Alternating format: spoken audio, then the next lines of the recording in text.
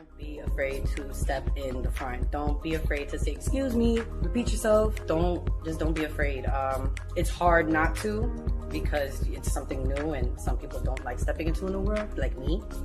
But at the end of the day, you think about the bigger picture. And I feel like that's just the overall experience is just what needs to be taken. And I think just don't be scared. A million tests back over and over. I failed a lot of tests, and I almost quit. I done 3 plates, and the guys in the shop, that's what they was telling me, like, you want to be mad, like, because that means that you want it.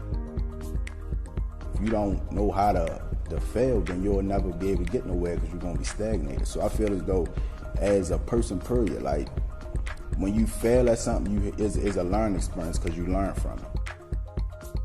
Scared and you're nervous and you don't want to attempt to do something, you can't expect things to be thrown at you. You got to really take a risk and just put yourself out there and do it.